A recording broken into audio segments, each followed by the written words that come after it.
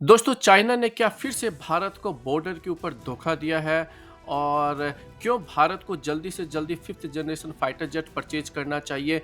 इन सारे मुद्दों के ऊपर इसी वीडियो के अंदर हम बात करने वाले हैं। आप कहीं मत जाइएगा, हमारे चैनल को सब्सक्राइब कीजिए और हमारे वीडियो को लाइक और शेयर करना मत भूलिएगा। दोस्तों 2 महीने पहले भारत के विदेश मंत्री एस जयशंकर जी ने ये ऐलान किया था कि भारत और चाइना की सरकारें आपस में एक एग्रीमेंट किया है और इस एग्रीमेंट के तहत दोनों देशों की सरकारें अपनी अपनी आर्मी को गलवान से या हम कहें कि जो लद्दाख के अंदर जो स्टैंड ऑफ चल रहा है वहाँ से विड्रॉ करेगी और साथ में दोनों देशों की आर्मी प्री प्लान्ड डिसीजन के हिसाब से वो पेट्रोलिंग भी करेगी। लेकिन दोस्तों अब अमेरिका के पेंटागन की एक रिपोर्ट आई है और वो ये क्लेम कर रही है कि इसके बावजूद चाइना ने अब तक अपनी आर्मी को विड्रॉ नहीं किया है। वो यहाँ तक कहती है कि उसके 1,20,000 सैनिक अभी भी तैनात हैं और साथ में चाइना नए इंफ्रास्ट्रक्चर भी बनाता जा रहा है जिससे कि वो अपनी आर्मी को वहाँ पर डिप्लॉयमेंट के लिए उनको हेल्प कर सके। इसके अलावा दोस्तों भारत के national security adviser Ajit Doval वो भी चाइना पहुंच चुके हैं। वो बॉर्डर से लेकर ट्रेड सभी मुद्दों के ऊपर चाइना से बात करने वाले हैं। अब क्वेश्चन ये आता है दोस्तों कि भारत की सरकार अभी तक इसके बारे में ये क्यों नहीं बता रही है कि चाइना की आर्मी ने विड्रॉ किया है, नहीं किया है। इसके ऊपर अभी तक कोई भी स्टेटमेंट नहीं आया है। और फिर जो अजीत डोवल है वो ट्रेड की बात के लिए वहाँ पर क्यों पहुँच गए हैं। और ये सारे मुद्दे दोस्तों बहुत सारे क्वेश्चन रेज करता है। अगर हम प्रधानमंत्री जी मोदी जी के 2020 के अंदर जब गलवान इंसिडेंट हुई थी, उस टाइम के अगर उनके स्टेटमेंट को देखते हैं तो उन्होंने ये कहा था कि न तो कोई गुस्सा था, न कोई गुस्सा है।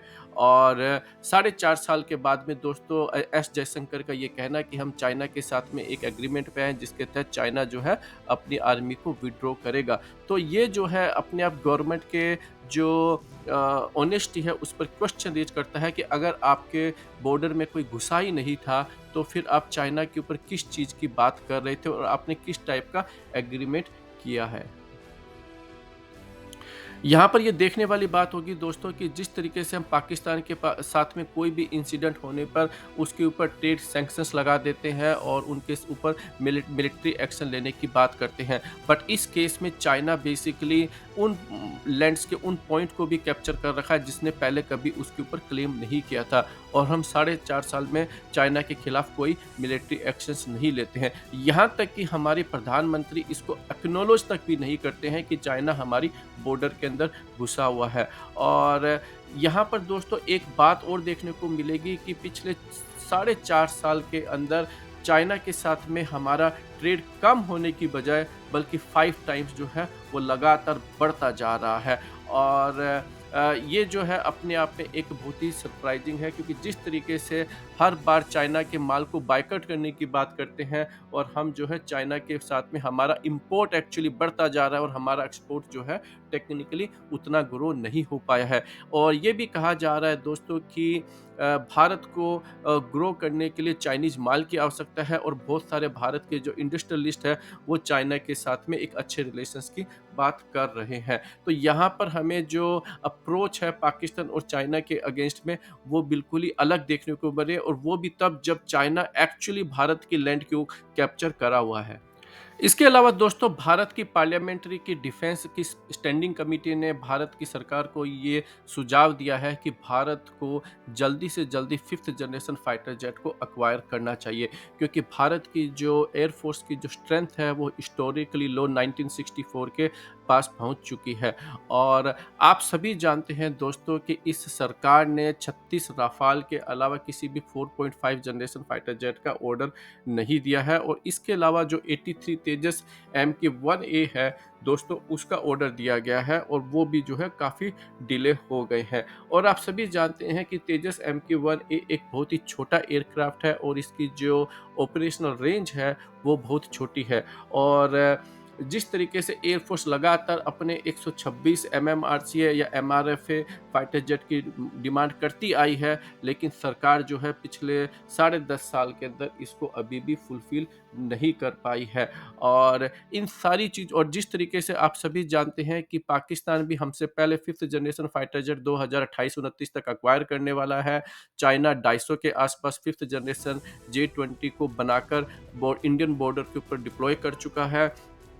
और उसके पास में लगभग 1000 5th जनरेशन फाइटर जेट हो जाएंगे। और अगर भारत कोई भी कदम अभी नहीं लेता है तो 2035 तक चाइनीज के 1000 5th जनरेशन फाइटर के अगेंस्ट भारत के पास में कोई भी 5th जनरेशन का फाइटर जेट नहीं होगा। आप 5th जनरेशन तो छोड़िए दोस्तों, कोई 4.5 जनरेशन का मीडियम वेट कैटेगरी का भी कोई फाइटर जेट नहीं होगा। तो ये जो है दोस्तों, इससे आपको एक क्लियर कट हो जाना चाहिए कि चाइना बॉर्डर के ऊपर क्यों बैठा हुआ है, क्योंकि उसको पता है कि भारत ने 10 सालों के अंदर इतना बड़ा डिफेंस गैप पैदा कर दिया है और अभी भी करता जा रहा है कि वो किसी भी हाल में चाइना के खिलाफ कोई भी मिलिट्री एक्शन नहीं ले सकता है। आप ये भी मत भूलिए दोस्तों कि भारत ने पिछले 2005 के बाद में किसी भी थर्ड एयरक्राफ्ट कैरियर का ऑर्डर अभी तक नहीं दिया है। किसी भी सबमरीन का ऑर्डर दोस्तों 2005 के बाद में नहीं दिया है। तो आप समझ सकते हैं कि जिस तरीके से हम बड़ी-बड़ी बातें करते हैं, हम हम कुछ कुछ ब्रह्मोस मिसाइल को फिलीपींस को बेच देते हैं, या फिर कुछ पिनाका रॉकेट सिस्टम या आकाश सिस्टम्स को अगर अर्मीनिया जैसी छोटी कंट्री को बेचकर हम जो है हेडलाइंस बनाते रहते हैं, लेकिन हम हमारी खुद की नेवी, आर्मी और एयरफोर्स के ऊपर ध्यान नहीं दे रहे हैं। दोस्तों, अगर आप 2019 की बालाकोट स्ट्राइक से और अब के अगर कंपेयर करते हैं तो एयरफोर्स और नेवी दोनों की स्ट्रेंथ घटी है। और अब आप कहेंगे कि हमने 36 राफाल को इंडक्ट किया और 1 या 2 हमने एडिशनल जो स्कॉर्पियन सबमरीन थी वो भी जो है उस टाइम से बनकर तैयार हो गई थी। लेकिन दोस्तों, अब साथ में ये मत भूलिएगा 5 सालों के अंदर चाइना ने क्या किया, उसने कितने नए एयरक्राफ्ट बनाए, उसने कितनी नई सबमरीन बनाई और कितने के ऑर्डर दे दिए जो कि बनने वाले हैं। और यही हाल पाकिस्तान का है। भारत ने एक्चुअली किस नई सबमरीन का ऑर्डर दिया है? अभी कुछ दिनों पहले 2 सबमरीन के डेवलपमेंट के ऊपर जो है काम चल रहा है। अभी वो टेक्नोलॉजी डेवलप होगी। जब टेक्नोलॉजी कितने सालों में डेवलप होगी वो अभी कह नहीं सकते। भारत खुद जो 2036-37 की बात कर रहा है, यानी कि आज से 11-12 साल की बात कर रहा है। और डेवलपमेंट के अंदर आपको कभी नहीं पता कि वो कितना टाइम लेगा और वो जो है क्या समय पे आ भी पाएगी क्या। और इसके अलावा भारत ने कितने नए फाइटर जेट के ऑर्डर दे दिए, आप अगर पाओगे तो भारत की स्ट्रेंथ जो है लगातार घटती जा रही है। आज के इस वीडियो में दोस्तों इतना ही। आप हमारे चैनल को सब्सक्राइब कीजिए और हमारे वीडियो को लाइक और शेयर करना मत भूलिएगा।